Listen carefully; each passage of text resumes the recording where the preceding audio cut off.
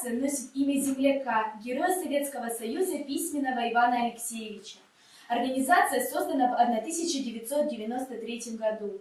В настоящее время в состав нашей организации входит 16 человек.